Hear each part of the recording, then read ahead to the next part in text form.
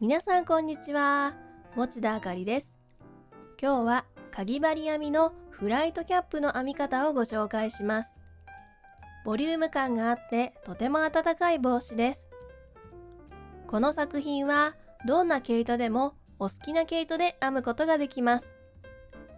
またサイズもアレンジしてちょうどいいサイズにすることができます。ぜひお好きな毛糸で自分にぴったりな帽子を編んでみてください。それではスタート。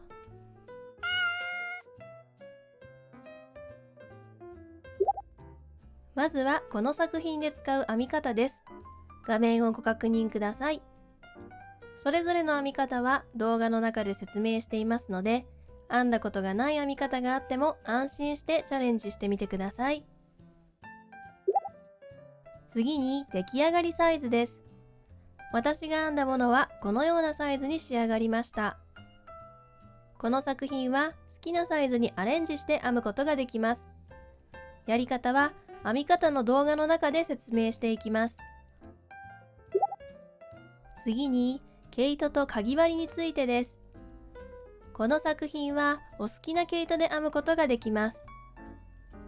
並太の毛糸を2本取りにして編みます。並太の毛糸でしたら何を使っても構いません。かぎ針はジャンボかぎ針の 7mm または 8mm を使ってください。どちらを使うかは毛糸の太さや編む時の力加減に合わせて選んでください。これ以外の太さのかぎ針を使った場合、デザインが大幅に崩れてしまいうまく編めない可能性がありますので、かぎ針は 7mm か 8mm を使ってください。もし並太以外の毛糸を使いたい場合は、並太よりも細い毛糸を使うなら3本取りに、並太よりも太い毛糸を使うなら1本で編むなど、7mm か 8mm のかぎ針で編むのにちょうど良い太さになるようにして編んでください。こちらは私が使用した毛糸の種類と使用した毛糸の量です。帽子本体の毛糸とファーの毛糸を使用します。必要な道具はかぎ針、ハサミ、とじ針、マーカーです。かぎ針は 7mm または 8mm を使ってください。とじ針はファーの毛糸が通る太めのものを用意してください。この作品の大まかな作り方を説明します。まずトップを編みます。これは帽子のてっぺんの部分で丸い円に編んでいきます。クラウンを編みます。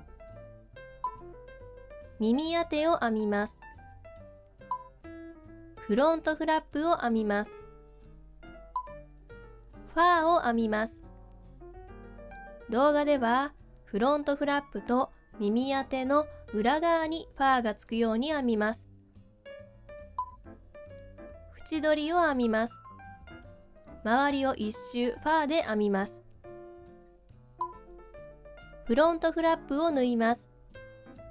フロントフラップと本体を縫い合わせて固定します。紐を編みます。5番のファーを編む部分は必要ない方は飛ばしていただいて構いません。編み始める前に頭のサイズに合わせたサイズ調整の方法を説明します。1、サイズを測る。まずは頭のサイズを測ってください。2、計算する。頭のサイズ割る 3.14 を計算します。これがトップの直径になります。3、トップの大きさを調整。2で計算した大きさになるまでトップを編みます。トップの大きさを調整する方法は編み方の動画の中で説明していきます。この部分だけ計算しておけば、その他の部分は編みながら調節できます。調節できる箇所は編み方の動画の中でお知らせしていきますので、動画に従って編んでいってください。それでは早速編み始めましょう。それでは編んでいきます。今回は2本の毛糸を1本にまとめて編む2本取りという編み方で編んでいきます。最初はこのように2つの毛糸玉から毛糸を出して、それを1つにまとめて編んでいきます。1玉から2本取りにしたい場合は、内側から出ている毛糸と毛糸玉の外側に出ている毛糸、この2本を合わせて2本取りにしていくやり方もあります。どちらの方法でも構いませんので、残っている毛糸の量に合わせて2本取りにしていってください。それでは編んでいきます。ここからの説明では、この2本の毛糸を1つにしたものを1本と考えて説明していきます。まずは輪の作り目をします。左手の2本の指に2回毛糸を巻きつけます。一度右手に持ち替えて、毛糸玉につながっている糸を左手にかけます。左手の親指と中指で輪の部分を持ちます。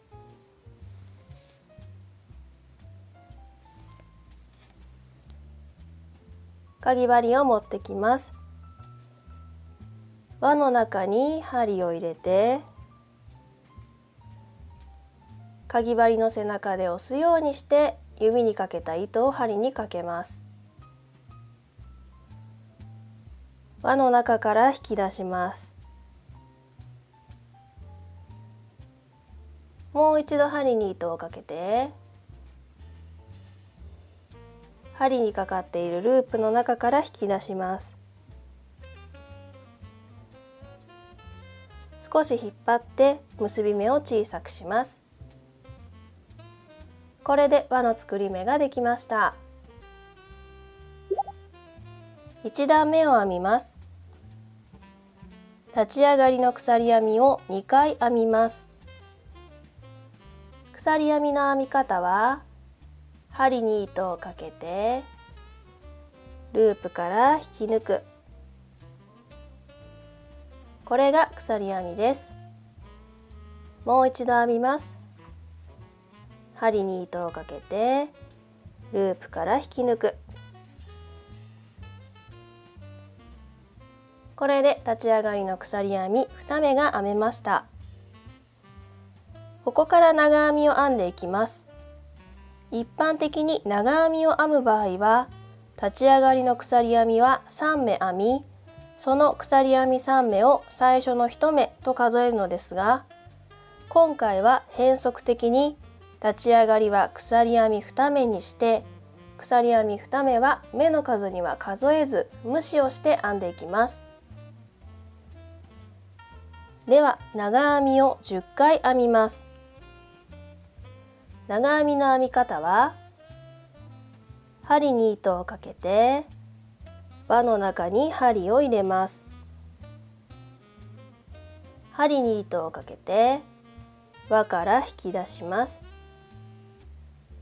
かぎ針に3本糸がかかっている状態になりました。針に糸をかけて3本のうち2本のループを引き抜きます。もう一度針に糸をかけ、2本のループから引き抜きます。これが長編みです。最初の長編みを編んだら、ここにマーカーをつけておきます。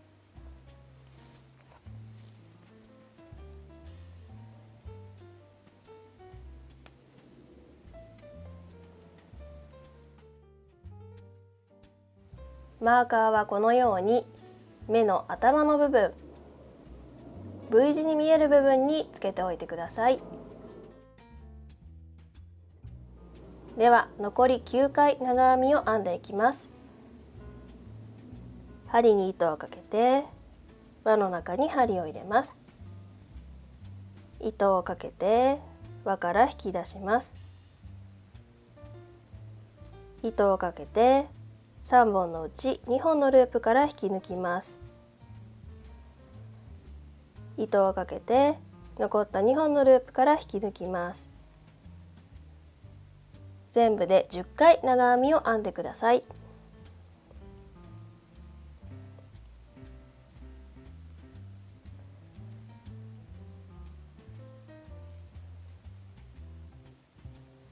長編みを10回編み終わりました。一番最後に編んだ長編みの頭にもマーカーをつけておきます。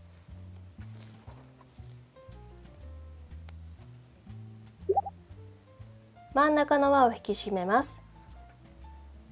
針にかかっている糸を少し引き出して針を抜いておきます。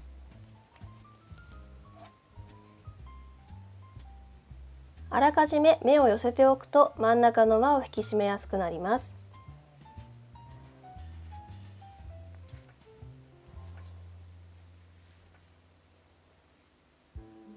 目を少し寄せました。この部分の毛糸に注目しながら糸端を少し引っ張ります。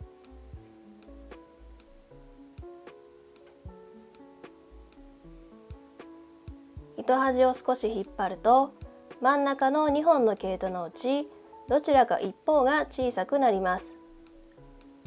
小さくなった方の毛糸をさらに引っ張ります。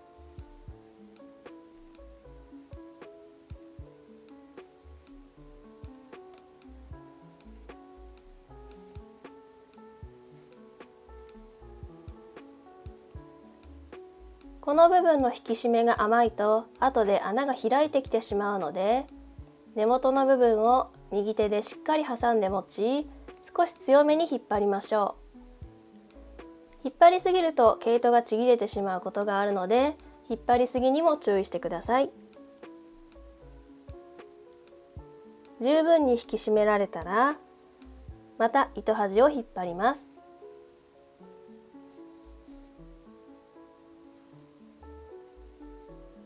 これで輪を引き締めることができました。かぎ針を戻します。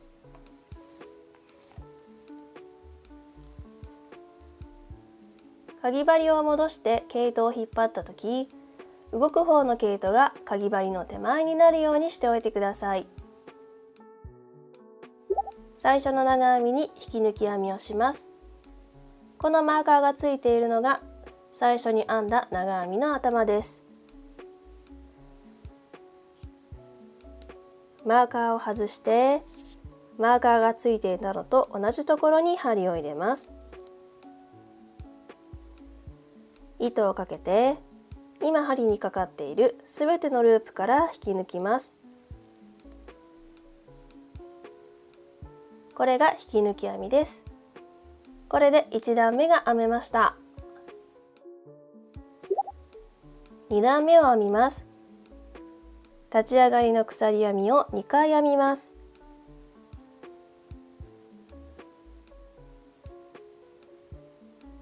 今編んだ立ち上がりは目の数にはカウントしません。長編み2目編み入れるを10回繰り返し編んでいきます。一番最初に編むのは立ち上がりの鎖編みの根元、1段目の終わりで引き抜き編みをした時針を入れたのと同じところです。長編み2目編み入れるというのは同じ目に2回長編みを編むということです。まず1回目の長編みを編みます。針を入れるのは立ち上がりの鎖編みの根元の部分です。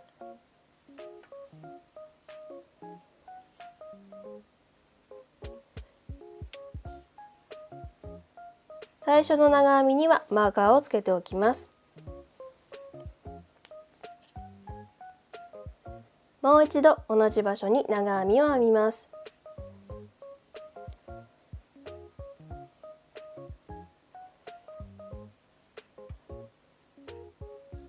引1つの目に2回長編みが編めました。これで長編み2目編み入れるが1回編めたということになります。残り9回同じものを編んでいきます。隣の目に針を入れて長編みを1回編みます。同じ場所にもう一度長編みを編みます。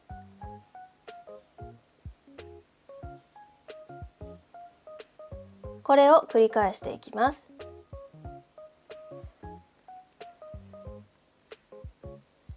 水色のマーカーがついているところが前の段の一番最後の目なので、マーカーを外してここにも長編み2目編み入れるを編んでいきます。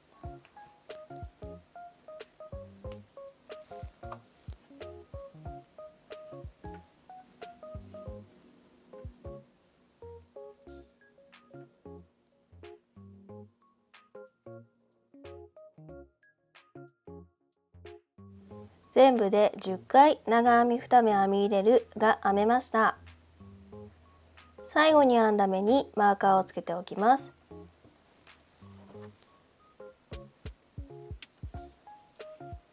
マーカーをつけました。一番最初の長編みに引き抜き編みをします。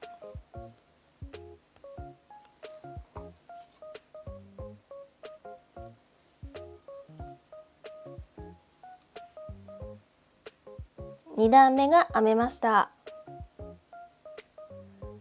編んでいる時に自分の方を向いている面が帽子の外側になります。この円は完全な平面にはならず、このようなお椀のような形になっていきます。3段目を編みます。立ち上がりの鎖編みを2回編みます。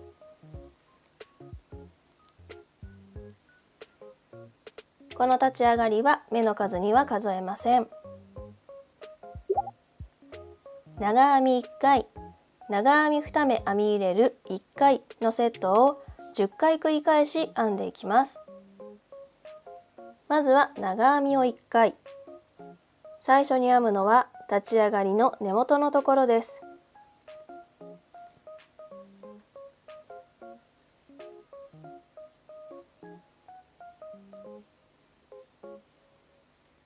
最初の長編みにマーカーをつけておきます。次に長編み2目編み入れるを1回。この隣の目に長編みを2回編むということです。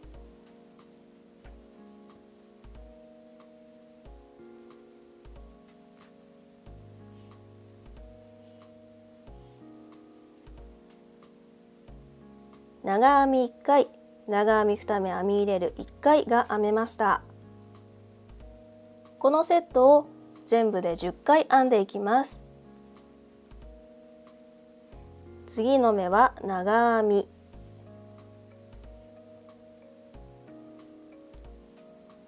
その次の目は長編み2目編み入れる。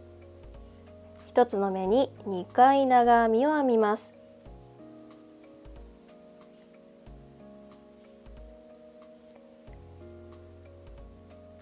これでまた1セット編めました。この長編み1回、長編み2目編み入れる1回を全部で10回編んでください。青いマーカーがついている目が前の段の一番最後の目です。ですので、この青いマーカーの目に最後の目を編んでいきます。一番最後は長編み2目編み入れるになるはずです。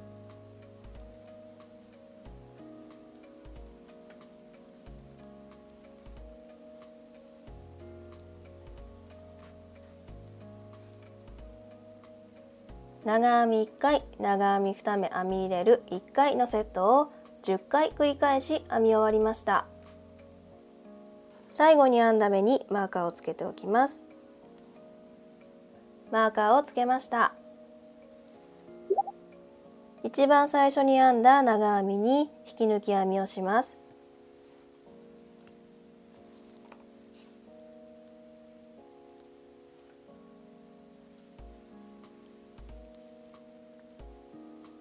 3段目が編めました。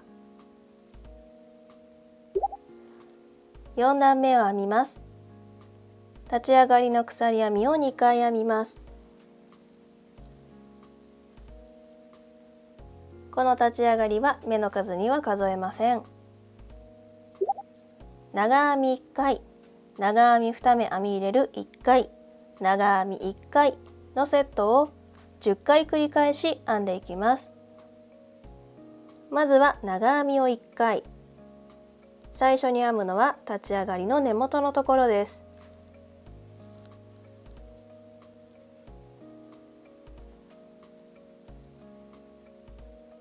最初の目にマーカーをつけておきます。次は長編み2目編み入れるを1回、次の目に長編みを2回編むということです。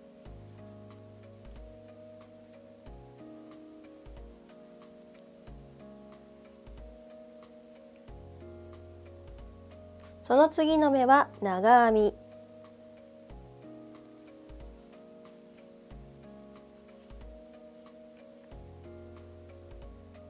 長編み1回、長編み2目編み入れる1回、長編み1回が編めました。このセットを全部で10回繰り返し編んでいきます。次はまず長編み、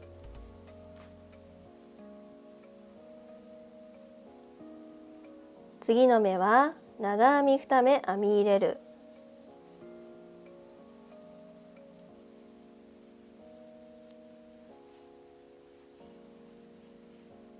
その次に長編み、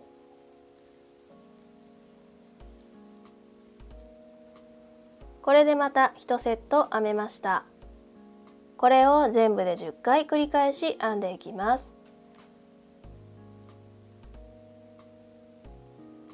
水色のマーカーがついている目が前の段の最後の目です。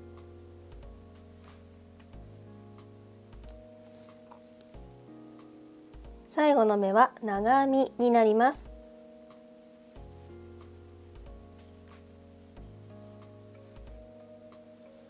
これで長編み1回、長編み2目編み入れる1回、長編み1回のセットを10回繰り返し編み終わりました。最後に編んだ目にマーカーをつけておきます。一番最初の長編みに引き抜き編みをします。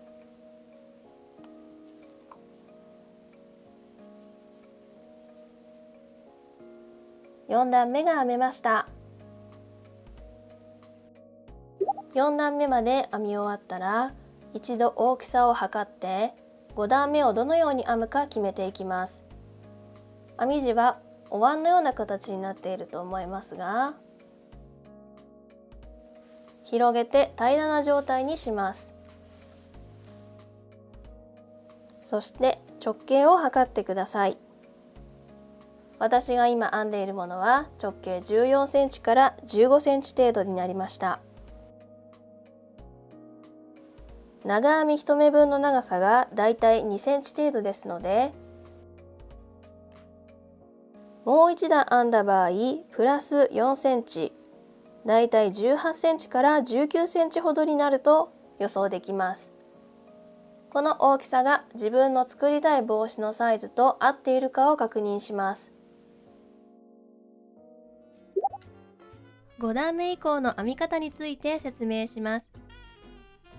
5段目を編んだらちょうど良い直径になりそうな場合、このまま進んで動画の通り5段目を編んでください。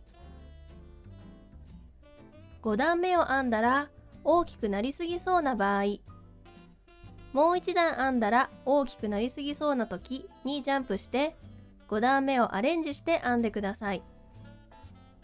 アレンジして編んだ場合、直径と帽子のサイズは関係なくなりますので、アレンジした5段目を編んだ後に直径を測る必要はありません。5段目を編んでもまだ小さい場合、まずこのまま進んで動画の通り5段目を編んでください。6段目以降の編み方までジャンプして6段目以降も続けて編み、ちょうどいい直径になるまで編んでください。もし編んでいて次の段を編んだら大きくなりすぎてしまうという時は、もう一段編んだら大きくなりすぎそうな時にジャンプしてその次の段をアレンジして編んでください。アレンジして編んだ場合、直径と帽子のサイズは関係なくなりますので、アレンジした段を編んだ後に直径を測る必要はありません。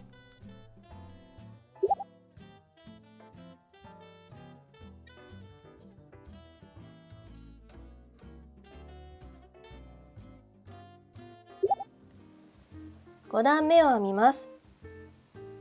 これは普通に5段目を編み進めて大丈夫な方の編み方です。5段目を編むと帽子が大きくなりすぎてしまうと予想した方は違う編み方になりますので、この後のところまでジャンプしてご覧ください。では5段目を編みます。立ち上がりの鎖編みを2回編みます。この鎖編みは目の数には数えません。長編み3回、長編み2目編み入れる1回のセットを10回繰り返し編んでいきます。まずは長編みを3回です。最初の目は立ち上がりの根元に編みます。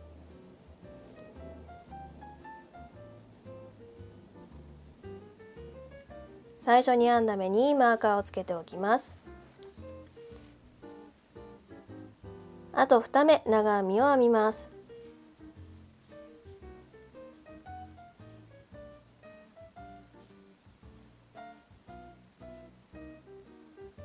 長編みを3回編みました。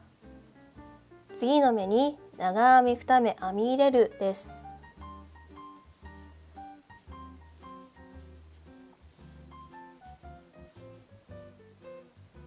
長編み3回、長編み2目編み入れる1回を編みました。このセットを全部で10回編んでください。まず長編みを3回。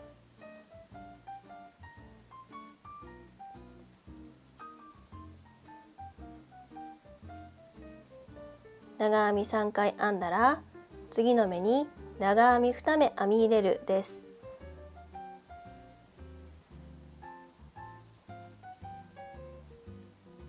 長編み2目編み入れるが編めました。長編み3回、長編み2目編み入れる1回のセットを全部で10回繰り返してください。水色のマーカーがついているのが前の段の一番最後の目です。一番最後の目は長編み2目編み入れるになります。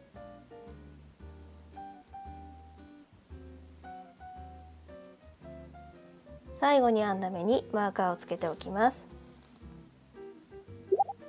最初の長編みに引き抜き編みをします。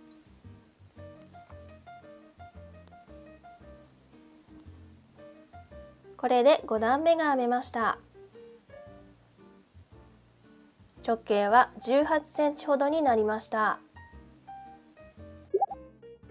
もう一段編んだら大きくなりすぎそうな時のアレンジ方法を説明します。このチャートに数字を当てはめていくと、どのように編んだらよいかがわかります。今4段目まで編み終わったところだとして、実際に数字を入れていってみます。まず今は4段目まで編み終わっているので、ここは 4×10 をして今の目の数は40目です。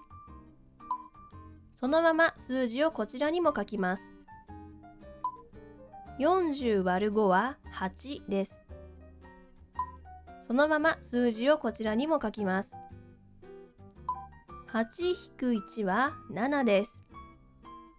そしてこの数字をそのままこちらにも書きます。これで文章パターンができました。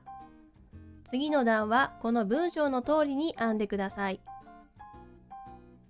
また、このアレンジをして編んだ場合、直径と帽子のサイズは関係なくなってしまうので、アレンジした段を編んだ後の直径は測らなくても大丈夫です。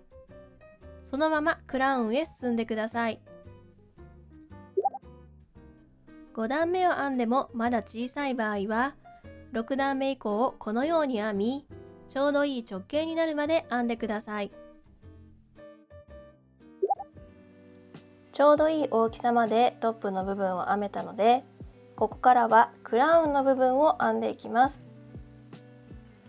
クラウンの部分は目の数を変えずに、すべての目に長編みを編んでいきます。ではクラウンの1段目を編みます。立ち上がりの鎖編みを2回編みます。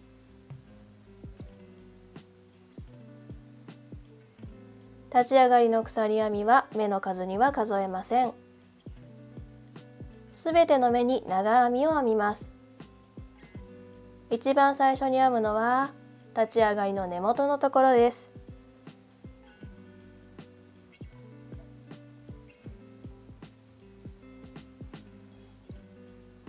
最初の長編みを編んだらマーカーをつけておいてください。あとは段の終わりまですべての目に1回ずつ長編みを編んでいきます。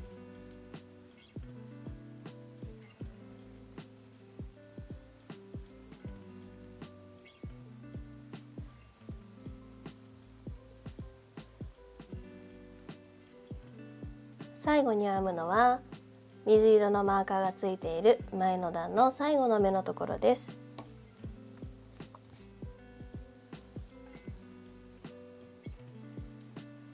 これで全ての目に長編みが編めました。最後に編んだ長編みにマーカーをつけておきます。最初に編んだ長編みに引き抜き編みをします。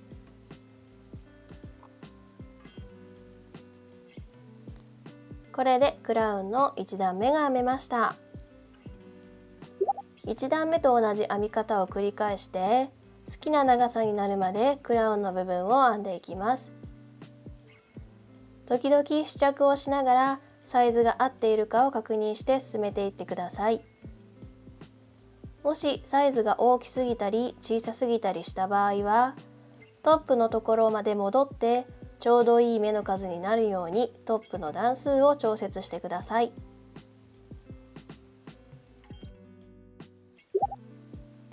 毛糸玉の毛糸が終わってしまった時、新しい毛糸をつなぐ方法を2種類ご紹介します。2本の毛糸が両方とも終わってしまう時は長編みの途中で新しい糸に変えていきます。針に糸をかけて編み地に針を入れます。糸をかけて編み地から引き出します。糸をかけて3本のうち2本のループを引き抜きます。もう一度針に糸をかけて2本のループを引き抜いたら長編みが完成しますが、ここまでで止めておきます。糸端を右手で挟んで押さえておき、新しい毛糸を持ってきます。新しい毛糸は10センチほど糸端を残したところから使い始めてください。新しい糸となくなってしまう糸と編み地3つを左手で全部挟んで持ちます。針に新しい糸をかけて2本のループを引き抜き長編みを完成させます。これで新しい糸に変えることができました。裏側に出ている糸端はすべて編み終わった後にとじ針で糸始末をするか、この続きを編んでいくときに編みくるんでいきます。編みくるむやり方を説明します。長編みを編むときに編み地に針を入れますが、この時に編みくるみたい糸端を針の上に乗せておきます。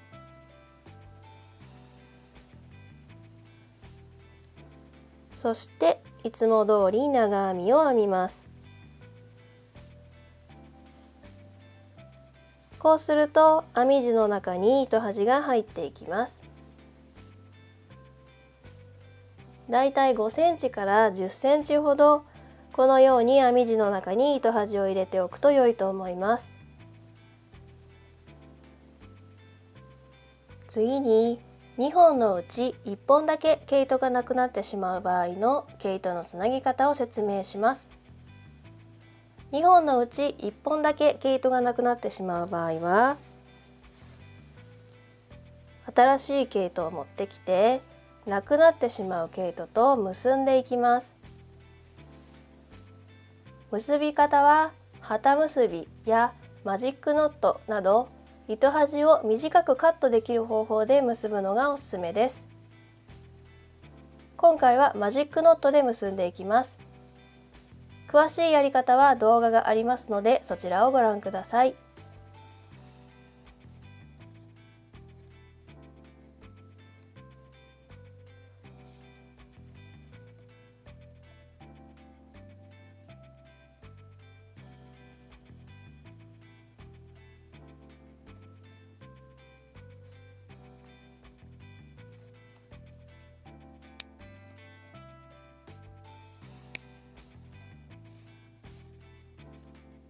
なくなってしまう方の糸に新しい糸を結ぶことができました。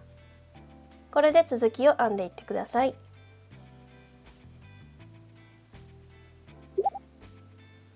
クラウンの部分を6段編みました。潰しておいた時の大きさ、横はだいたい27センチ、縦はだいたい19センチです。このまま耳当てを編んでいきますので、糸は切らないでおいてください。クラウンの部分まで編み終わったら、実際にかぶってみて、どの位置に耳当てとフロントフラップを作るかを決めてください。場所が決まったらマーカーで印をつけておいてください。耳当てとフロントフラップをどこにつけるかを決めました。場所や目の数は自由なのですが、私がどこに印をつけたかを説明します。この水色のマーカーは段の終わりのマーカーです。その隣の赤いマーカーがついているのが段の始まりの目です。赤いマーカーから赤いマーカーまでと、緑のマーカーから緑のマーカーまでが耳当ての部分です。ここは14目分印をつけました。だいたい長さにすると14センチ程度です。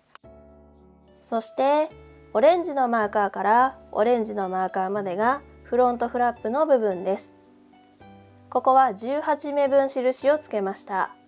長さはだいたい19センチ程度です。では赤いマーカーから赤いマーカーまでの部分にまず耳当てを編んでいきます。それでは耳当てを編んでいきます。マーカーを外しておきます。耳当ての1段目を編みます。立ち上がりの鎖編みを2回編みます。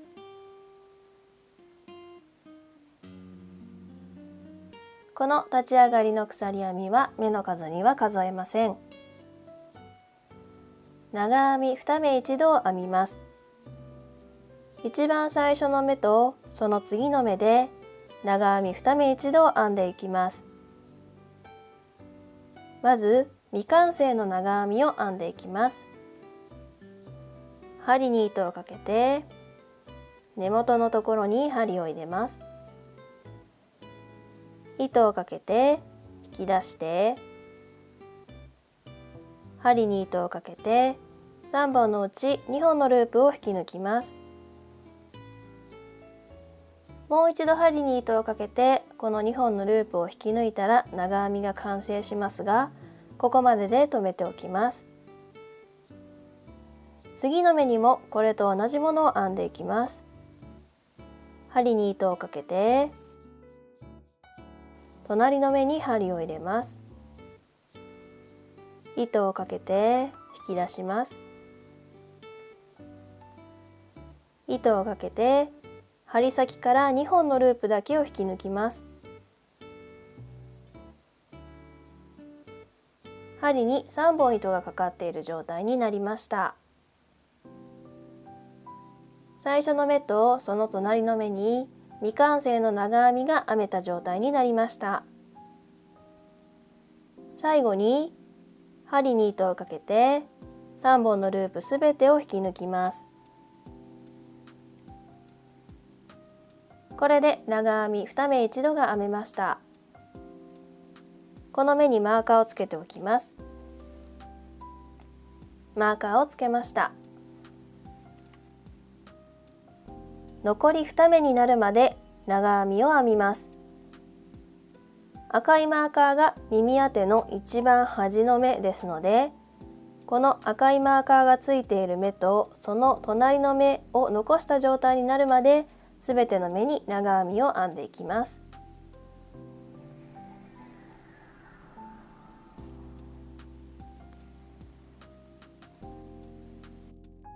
残り2目まで長編みを編みました。最後の2目で長編み2目一度編んでいきます。赤いマーカーを外しておきます。針に糸をかけて1目目に針を入れます。糸をかけて引き出して針に糸をかけて針先から2本のループだけ引き抜きます。針に糸をかけて隣の目に針を入れます。糸をかけて引き出して針に糸をかけたら針先から2本のループだけ引き抜きます。最後に針に糸をかけて3本のループすべてを引き抜きます。これで長編みの2目一度が編めました。1段目が編めました。2段目を編みます。初めて編み物をされる方やまだ編み物に慣れていないという方は、一番最後に編んだこの目にマーカーをつけておくとこの後が分かりやすくなります。2段目を編みます。立ち上がりの鎖編みを2回編みます。編み地を返します。すべての目に長編みを編みます。一番最初に編むのは先ほどマーカーをつけた前の段で一番最後に編んだ目です。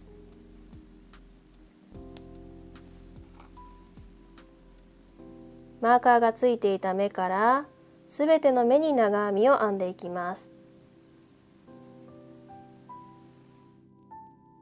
最初に編んだ目にはまたマーカーをつけておくと間違いにくくなります。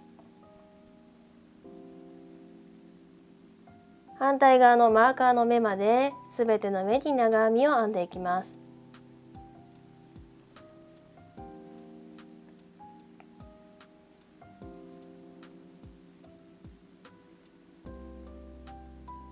一番最後に編むのは前の段でマーカーをつけてある目のところです。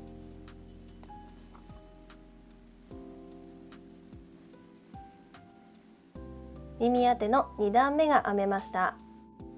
2段目と同じ編み方を繰り返して6段目まで編んでいってください。6段目まで編み終わりました。1段目のところからの長さは11センチになりました。あと2段で編み終わりになります。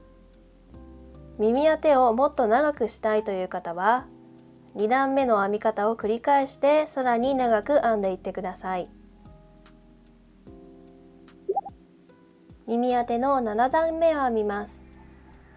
立ち上がりの鎖編みを2回編みます。編み地を返します。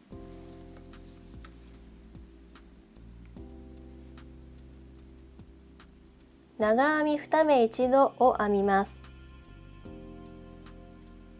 針に糸をかけて編み地に針を入れます。糸をかけて引き出して針に糸をかけて2本のループを引き抜きます。隣の目にも同じものを編みます。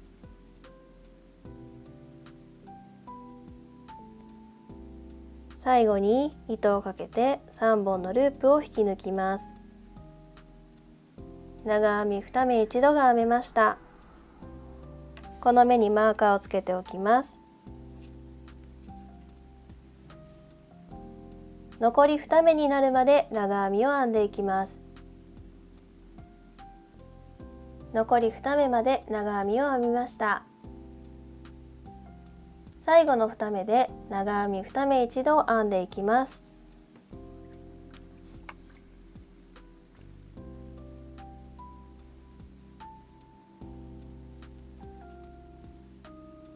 7段目が編めました。8段目を編みます。立ち上がりの鎖編みを2回編みます。編み地を返します。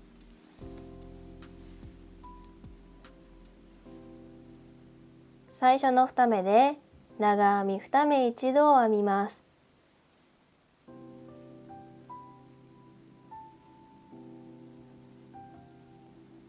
長編み2目一度が編めました。残り2目になるまで長編みを編んでいきます。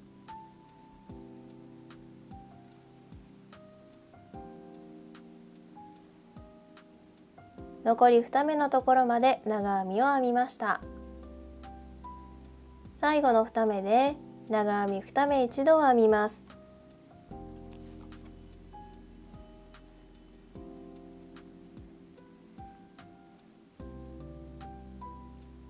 8段目が編めました。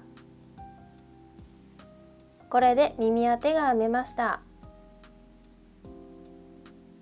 最後の部分が緩んでこないように鎖編みを1回編んでから毛糸が10センチぐらい残るようにしてカットします。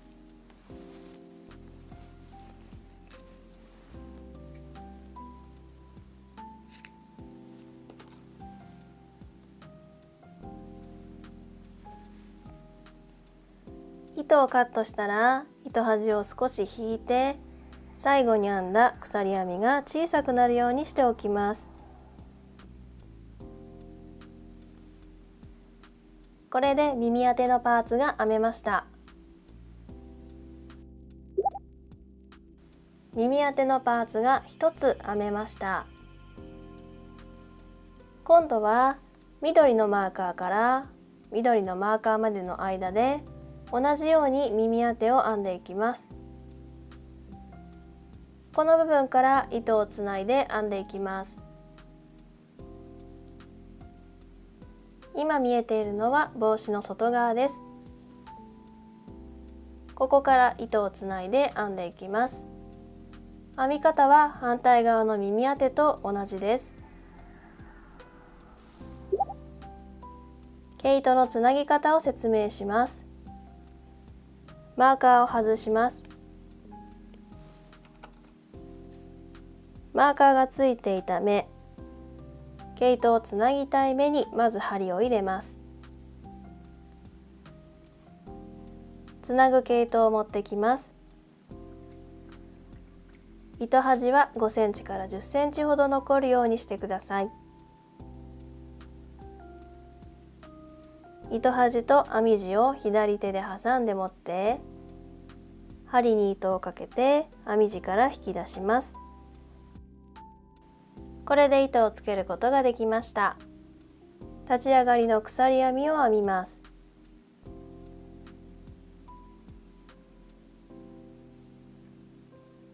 立ち上がりの鎖編みを編みました。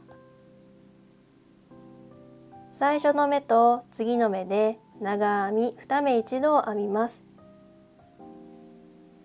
この時つないだ糸の糸端を編みくるんでおくと糸始末をしなくてよくなるので後が楽になります。編みくるむやり方は編み地に針を入れた時糸端をかぎ針の上に乗せておく、これだけです。糸端を乗せた状態で続きを編みます。隣の目に針を入れた時もまた編みくるみたい糸端を針の上に乗せておきます。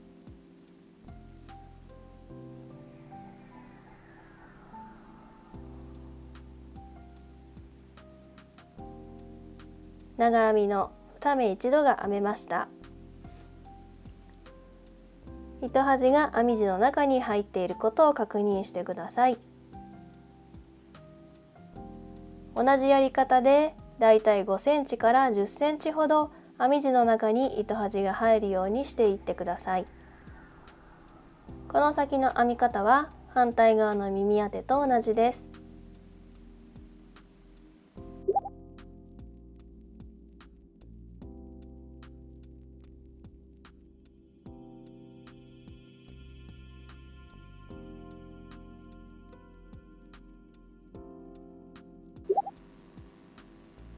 両方の耳当てが編めました。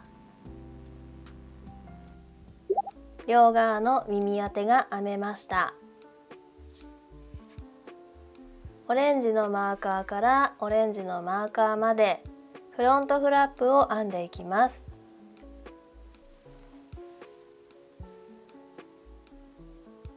この部分から毛糸をつないで編んでいきます。ではフロントフラップを編んでいきます。今見えているのは帽子の外側です。この目から毛糸をつないで編んでいきます。つなぎたい目に針を入れて毛糸を持ってきます。やり方は耳当てを編んだ時と同じです。糸端と編み地を左手で挟んで持って糸をかけて編み地から引き出します。これで糸をつけることができました。立ち上がりの鎖編みを2回編みます。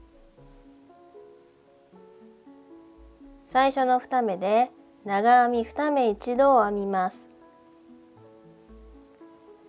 この時につないだ毛糸の糸端を針の上に乗せておくと編みくるむことができます。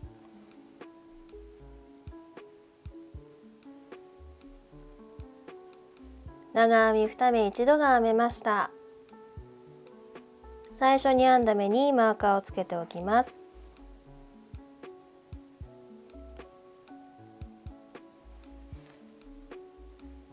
反対側のマーカーの目の2つ手前まで長編みを編んでいきます。糸端は5センチから10センチほど編みくるんでいってください。マーカーまであと2目のところまで編みました。最後の2目で長編み2目一度を編みます。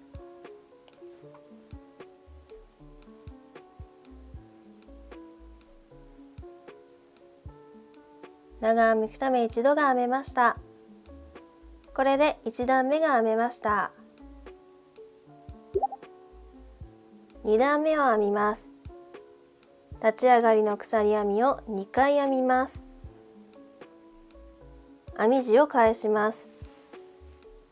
すべての目に長編みを編みます。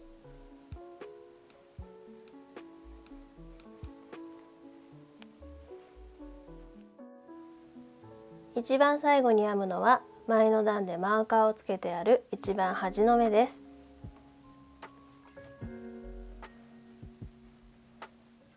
すべての目に長編みが編めました。フロントフラップの2段目が編めました。2段目と同じ編み方で4段目まで編んでください。4段目まで編み終わりました。あと1段でフロントフラップは編み終わりになります。長さをもっと長くしたい場合は2段目の編み方を繰り返してもう少し長く編んでください。5段目を編みます。立ち上がりの鎖編みを2回編みます。編み地を返します。長編み2目一度を編みます。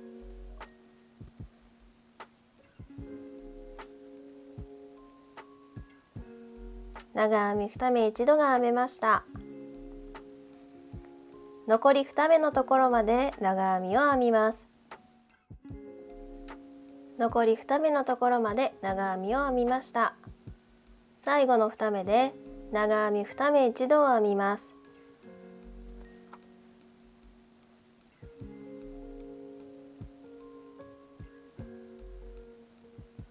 長編み2目一度が編めました。これでフロントフラップが編めました。最後に鎖編みを1回編んでから10センチほど毛糸を引き出してカットします。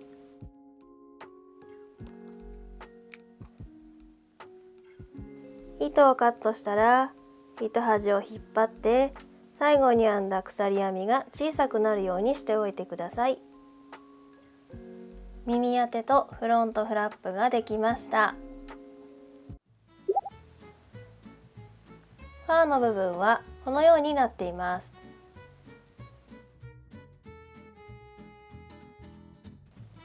それではファーをつけていきます。これが耳当て、これがフロントフラップです。まずこのフロントフラップの部分にファーのパーツを編んでいきます。この部分から毛糸をつないで目を拾いながらファーをつけていきます。ここから編み始めます。それでは編んでいきます。ここがフロントフラップの1段目です。この1段目の目に横から針を入れて適当な場所を拾います。毛糸をつけていきます。糸をかけて編み地から引き出します。編み方はフロントフラップと同じです。立ち上がりの鎖編みを2回編んで、その後長編みの2目一度を編みます。まず同じ場所に針を刺して未完成の長編みを編んでいきます。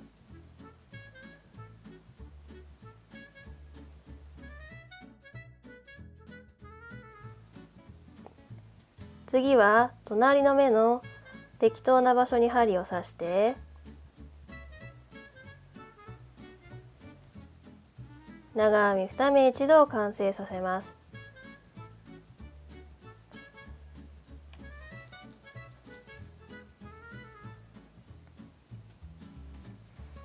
残り2目になるまで同じように編んでいきます。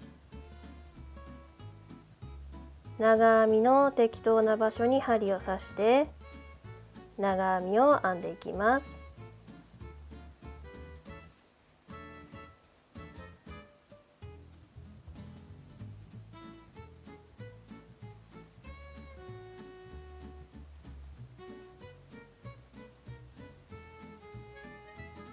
残り2目のところまでファーを編みました。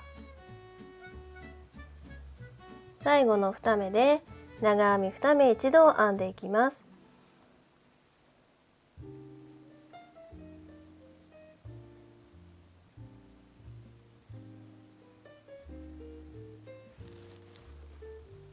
これで1段目が編めました。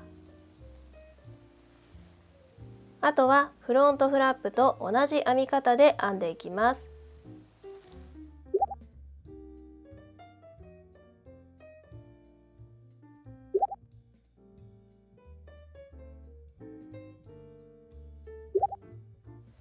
2段目が編めました。もしファーの部分が薄すぎたり目と目の間が空きすぎていると感じる場合はファーの毛糸を2本取りにするなどしてアレンジしてみてください。フロントフラップのパーツとファーの部分がだいたい同じぐらいの大きさになるように編み進めてください。フファーの部分が小さい場合は目の数を増やしたり段数を増やして同じぐらいの大きさになるように調節してください。ファーの部分が大きくなりすぎてしまう場合は2目一度を編んで目を減らしたり段数を減らしたりして調節してください。ファーの部分が編めました。フロントフラップより少し大きくなってしまいましたが、だいたい同じぐらいの大きさに編めたので、これぐらいは大丈夫だと思います。耳当ての内側も同じようにファーの毛糸をつけて、耳当てと同じ大きさの分編んでください。ファーの部分をすべて編み終わりました。最後に縁の部分を編んでいきます。この時にファーの編み地と帽子の本体の編み地をくっつけていきます。糸端は編み地と編み地の中に入るようにしておいてください。角の部分などをマーカーで仮止めしておくときれいに仕上がります。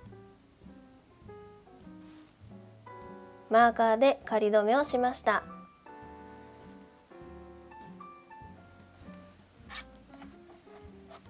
後ろのこの辺りから編み始めます。それでは縁取りを編んでいきます。この辺りの目に針を入れて編み始めます。針に糸をかけて編み地から引き出します。細編みを編んでいきます。立ち上がりの鎖編みを1回編んで同じ目に細編みを編みます。編み地に針を入れて糸端を針の上に乗せて編みくるみます。針に糸をかけて編み地から引き出します。針に2本ループがかかっている状態です。針に糸をかけて2本のループを引き抜きます。これが細編みです。最初の細編みが編めたらマーカーをつけておきます。長編みが編んであるところには長編みの頭に針を入れ細編みを編んでいきます。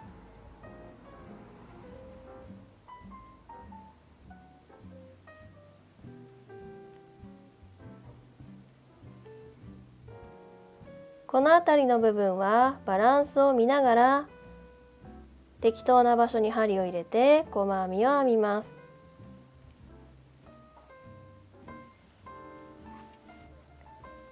耳当ての部分に来ました。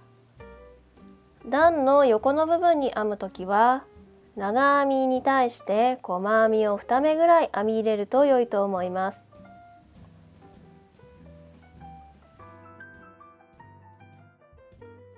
本体の編み地とファーの編み地両方に針を入れて細編みを編みます。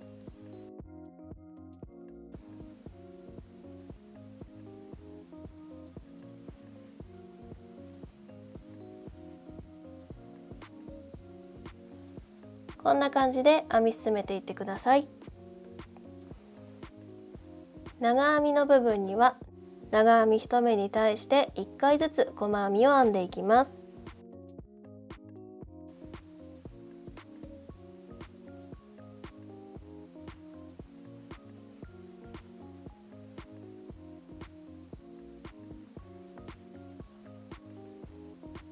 こんな感じで編めました。同じ要領で帽子の外側を1周ぐるっと編んでいってください。縁取りを編んでスタート地点まで戻ってきました。最初と最後をチェーンつなぎでつなぎます。一番最後の目を編み終わったら毛糸を15センチほど引き出してカットします。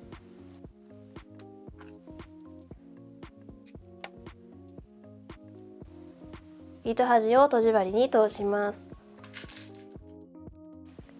とじ針に通しました。それではつないでいきます。まずマーカーがついている一番最初に編んだ細編みのところに針を入れます。マーカーがついているのと同じところに針を入れてください。場所が分かったらマーカーは外します。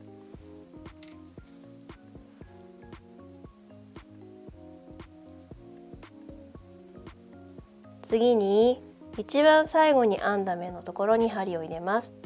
ただ今回はファーの毛糸で目が見えないので、この辺りの適当な場所に針を刺せば大丈夫です。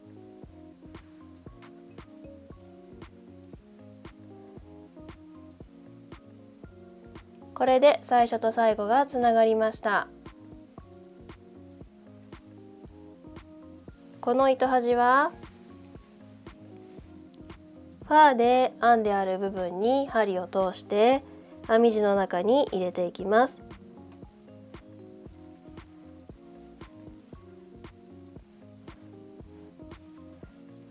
5センチ程度中に入れば大丈夫です。余った毛糸をカットします。これで縁取りが編めました。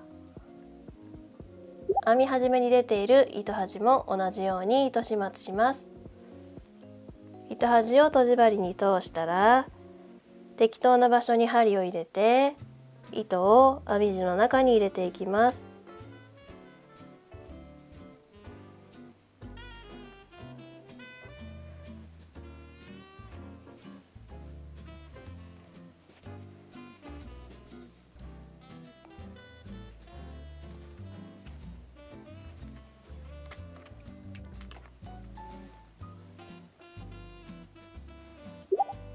フロントフラップの角の部分を本体と縫い合わせて固定します。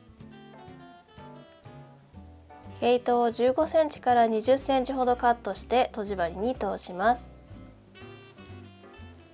場所を決めたら内側から針を通して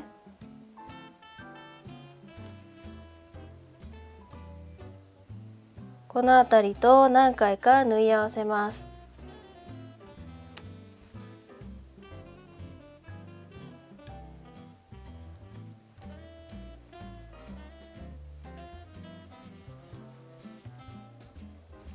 何回か縫ったら糸を裏面に送ります。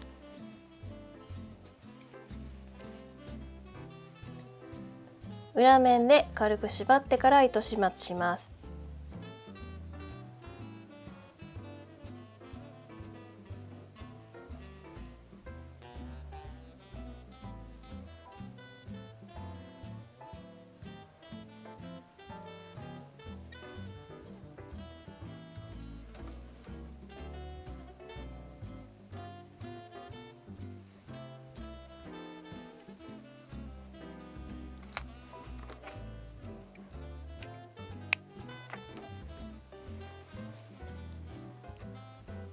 これで固定できました。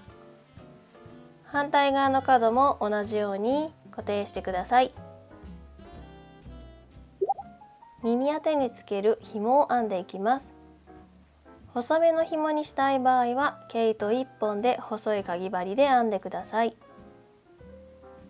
まずは鎖編みを編んで紐を作っていきます。この部分の毛糸を後ろから前へ押すようにして針を1回転させます。根元を左手で挟んで持ち、針に糸をかけてループから引き抜きます。これで鎖編みを編む準備ができました。ここからお好きな長さ鎖編みを編んでください。左右で2本同じ紐を編みますので、何回鎖編みを編んだか忘れないようにメモしておくと良いと思います。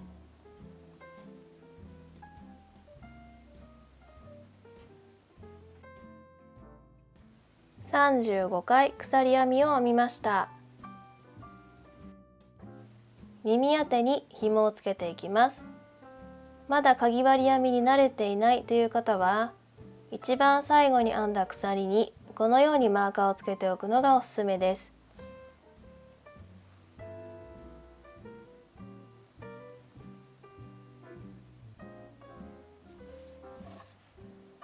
耳当てのこの長編みの部分の適当な一目をかぎ針で拾います。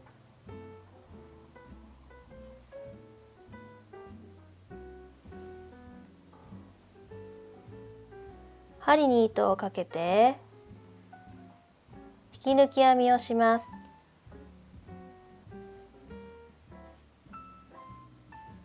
糸を引いてこの部分が緩まないようにしておきます。鎖編みをひっくり返してポコポコ毛糸が出ている裏山の部分に針を入れ引き抜き編みを編んでいきます。一番最初に編むのはマーカーがついている鎖編みです。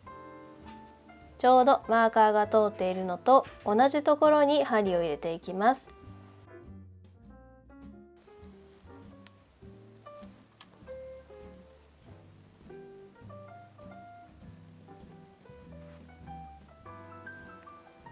マーカーが通っていたところに針を入れました。糸をかけて引き抜き編みをします。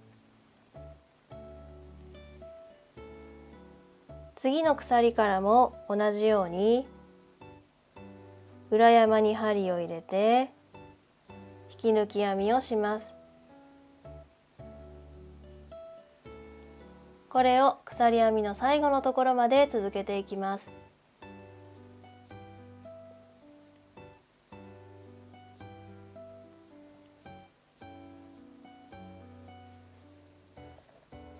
一番端の鎖まで引き抜き編みができました。一番端の鎖まで引き抜き編みができたら、毛糸を10センチほど引き出してカットします。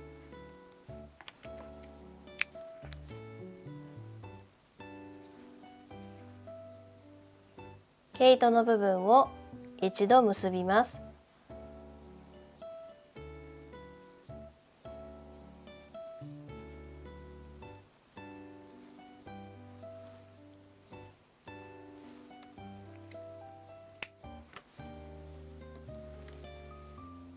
これで紐が編めました。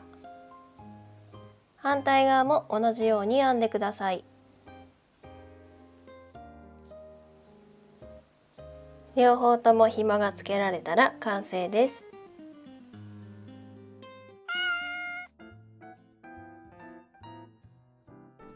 お疲れ様でした。最後まで動画を見ていただきありがとうございました。これからも編み物に関する動画をたくさんアップしていく予定ですので、ぜひチャンネル登録、高評価をお願いいたします。それでは次の動画でお会いいたしましょう。またねー。